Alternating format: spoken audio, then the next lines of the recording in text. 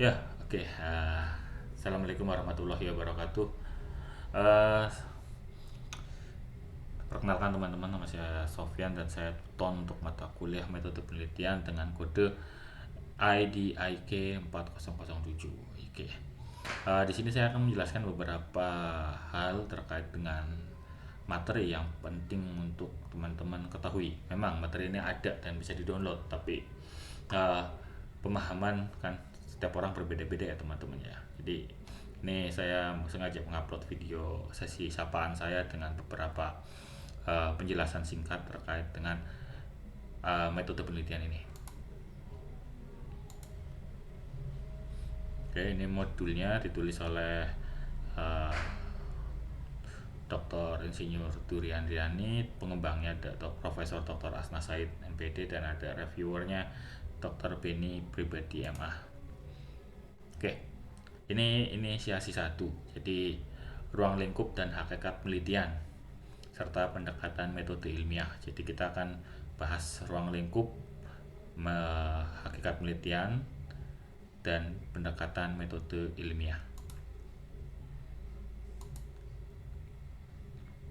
Kita skip beberapa. Kita ngomong di sini. Ruang lingkup penelitian pendidikan itu erat kaitannya dengan ilmu atau disiplin ilmu lain. Jadi kita tidak bisa melakukan penelitian pendidikan itu tanpa melibatkan disiplin ilmu lainnya. Penelitian ilmu pendidikan itu erat kaitannya dengan ilmu-ilmu pendidikan seperti ilmu-ilmu lain seperti ilmu psikologi, sosiologi, politik, dan ekonomi.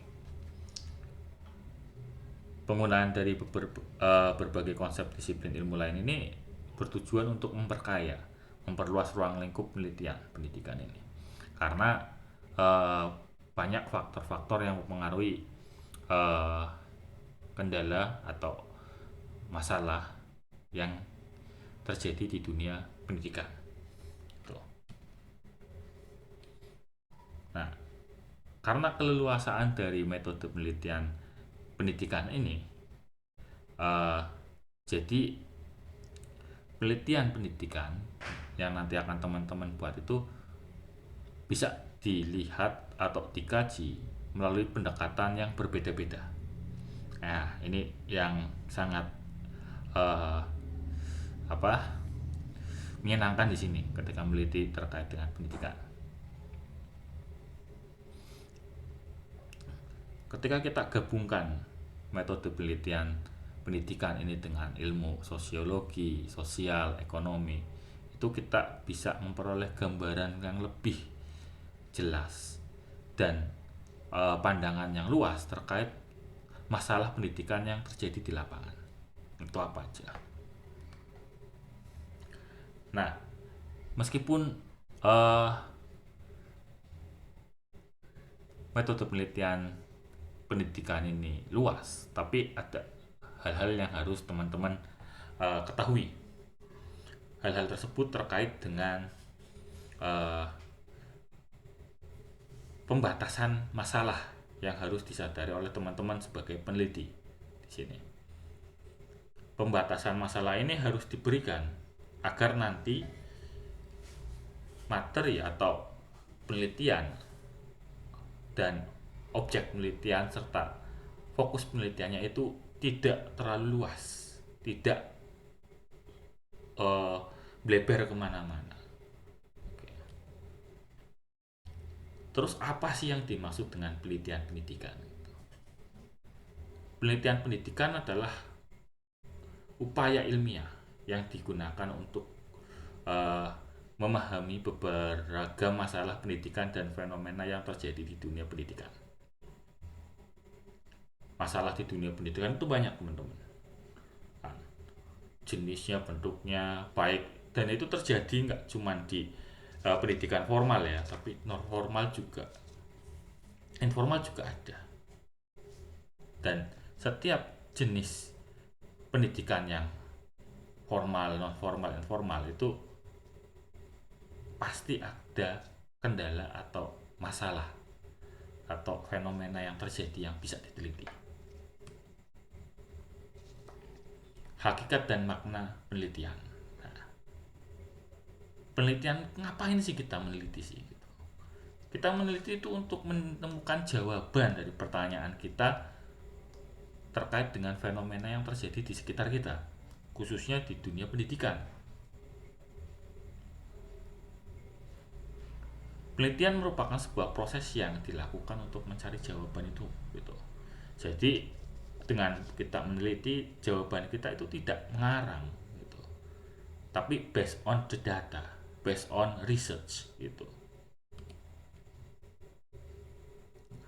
Karena di dalam penelitian ini kita mengumpulkan dan menganalisis data.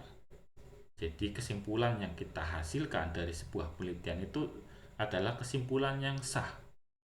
Karena didukung dengan data, diolah dengan metode.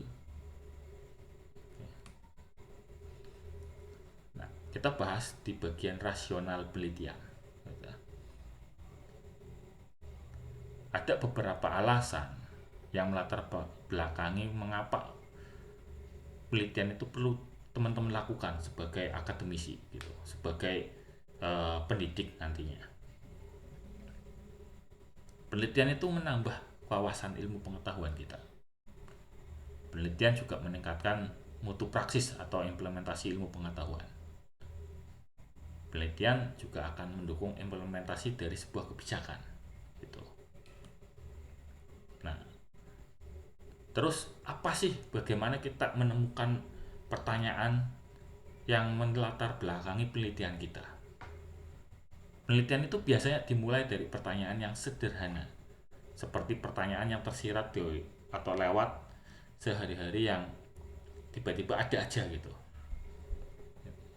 Tapi penelitian juga harus bersifat formal. Jadi ide yang tidak formal atau ide yang acak, ide yang masih mentah di kepala kita, pertanyaan-pertanyaan mentah, itu harus kita buat menjadi pertanyaan yang formal, yang mendukung bagaimana kita menemukan penelitian kita, gitu. Nah, ada beberapa pertanyaan yang harus kita sering tanyakan ke diri kita sebelum melakukan penelitian. Pertama sekali, kita mau meneliti apa sih, gitu. Kita harus mikir, apa ya yang kita teliti ya, fenomena apa ya. Terus kita mikir juga, ditelitinya gimana ini, caranya gimana, gitu. Terus kita mikir juga, terus kalau sudah saya bikin penelitian, saya dapat apa nanti ya, luarannya mau apa, hasilnya mau kayak gimana. Dan kita juga harus tahu gini, nanti saya itu sebagai peneliti mendapatkan data itu caranya gimana agar nanti bisa saya teliti. Dan kita harus tahu juga partner kita siapa nanti, siapa yang akan kita ajak untuk berkolaborasi di penelitian kita, siapa yang akan menjadi objeknya, itu harus ada di situ. Dan yang terakhir, bagaimana kita mengkonfirmasi penemuan atau hasil penelitian dari data-data kita tadi, itu menggunakan apa alatnya, metodenya apa, gitu. Berikut adalah langkah yang ditempuh ketika kita akan melakukan sebuah penelitian. Jadi nomor satu kita mengenal dan menentukan masalah. Jadi kita harus tahu fenomena masalah yang akan kita teliti apa.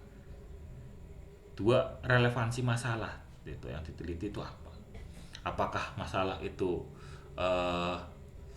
ada kaitannya dengan dunia pendidikan atau tidak, gitu. 3, mengajukan hipotesis atau pertanyaan penelitian. 4, membuat desain penelitian untuk menguji hipotesis. 5 mengumpulkan data, 6 data yang kita kumpulkan, yang kita dapatkan dianalisis. Dan setelah dianalisis itu, baik berupa angka, baik berupa kuesioner, baik berupa video, baik berupa apa, itu kita interpretasikan untuk kemudian kita tarik sebuah kesimpulan.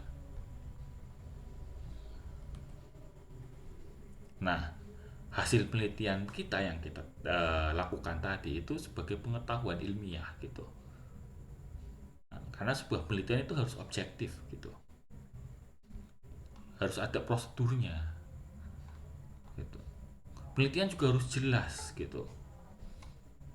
Kadang ada orang meneliti itu tidak jelas, maksudnya nggak jelas apanya, urgensinya apa, masalahnya bagaimana, cakupan masalahnya siapa, nanti apa penelitian yang dia lakukan itu berimbas kepada siapa, membantu siapa, itu nggak jelas. Terus ada keterbukaan untuk diverifikasi. Banyak peneliti-peneliti yang nggak terbuka dengan data mereka.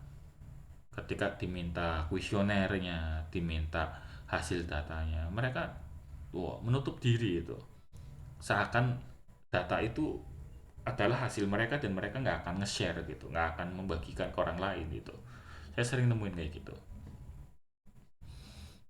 Nah, dari tiga ini, dari objektif, kejelasan, dan keterbukaan, kita itu menghasilkan sebuah penelitian yang dilakukan dengan pendekatan empiris, dari pengamatan dan prosedur yang sistematis. Makanya kita itu hasil penelitian yang kita lakukan nanti sebagai skripsi atau sebagai tesis, disertasi, itu menjadi sebuah pengetahuan ilmiah baru. Nah, ini adalah prosedur penelitian. Langkah atau prosedur penelitian sebagai berikut itu. Pertama, mengidentifikasi masalah penelitian. Tadi ya, masalahnya apa sih mau tak teliti nih? Gitu. Mau saya teliti nih, masalahnya apa? Dua, tetapkan tujuannya. Oh, tujuan aku neliti ini buat ini ya. Terus literatur bahan pustaka itu.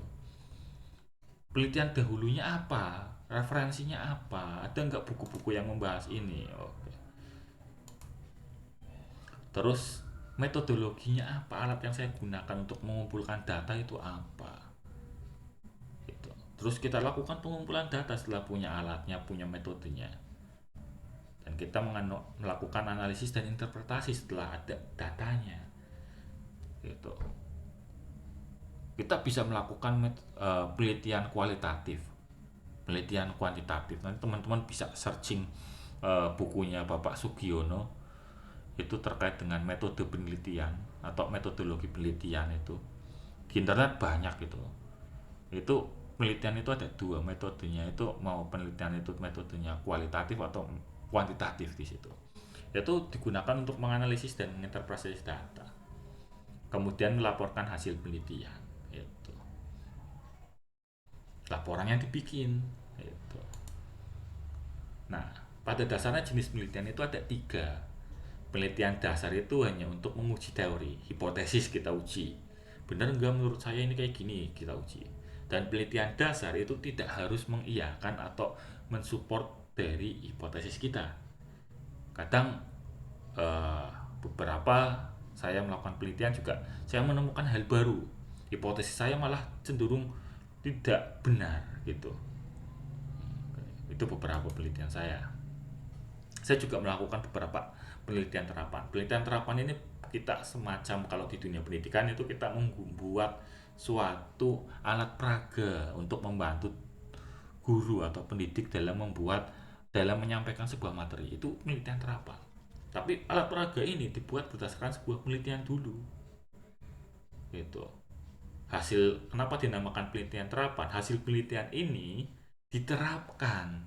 Gitu. Jadi dinamakan penelitian terapan. Kemudian ada penelitian evaluasi.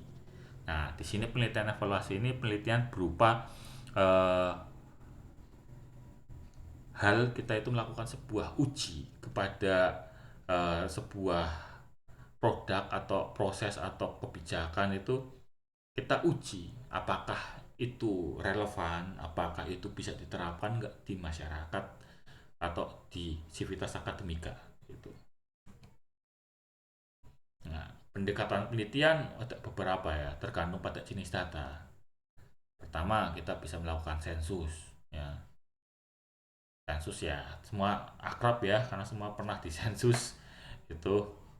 Nah, sensus itu kayak kalau di sini contohnya kita itu terkait dengan nilai matematika pada semester pertama gitu. Nanti di sensus prediksi nilai matematika untuk semester depannya gimana.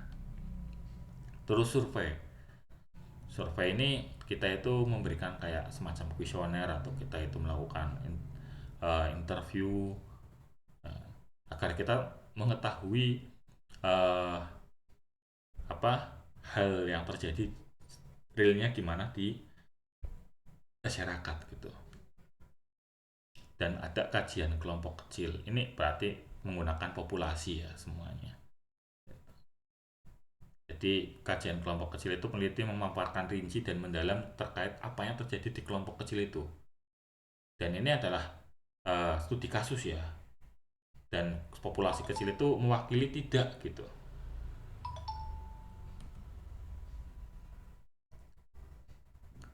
Pendekatan penelitian dilihat dari teknik analisis gitu. Teknik analisis dari ketika kita melakukan penelitian itu ada teknik penelitian eksploratoris. Kita berarti mengeksplor. Nah, kita melihat uh, bagaimana masalah-masalah yang terjadi, wawasan yang diteliti itu kita itu sebagai peneliti itu belum tahu gitu. Jadi kita itu mengeksplor benar-benar kita itu mengumpulkan semuanya itu bahan-bahan penelitian, kebutuhan penelitian itu benar-benar kita mulai dari awal sekali gitu. Kemudian ada penelitian deskriptif. Penelitian ini ditujukan untuk memaparkan masalah yang terjadi. Jadi masalah ini kita di penelitian ini kita hanya menuturkan kendala, masalah atau fenomena yang terjadi gitu. Apa saja dan itu betul terjadi tidak, itu penelitian deskriptif. Kemudian ada penelitian korelasional. Jadi korelasional itu dalam penelitian kan ada variabel X dan Y ya. Nah, variabel X ini apakah mempengaruhi variabel Y atau tidak, apakah memediasi atau uh, dan lain-lain itu. Mungkin dari sini teman-teman udah punya gambaran sedikit. Nanti teman-teman bisa uh, melihat juga ada penelitian eksperimental. Jadi sebagai peneliti kita itu melakukan uji dengan dua metode pembelajaran yang berbeda. Jadi kelas A dan kelas satu dalam satu kelas itu kita bagi dua anaknya.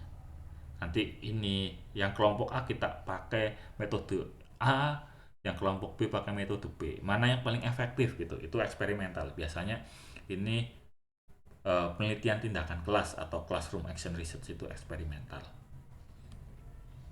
Nah, nanti teman-teman bisa chat melalui grup yang saya buat di LMS ini untuk berkomunikasi. Teman-teman juga bisa menambah wawasan dengan mengunjungi perpustakaan universitas terbuka untuk hal-hal yang kayak teman-teman ingin diskusikan itu nanti apa aja, mau meneliti apa, teman-teman harus sudah mulai berpikir mau menemukan apa. Saya Sofyan, tuton untuk mata kuliah metode penelitian. Terima kasih dan assalamualaikum warahmatullahi wabarakatuh.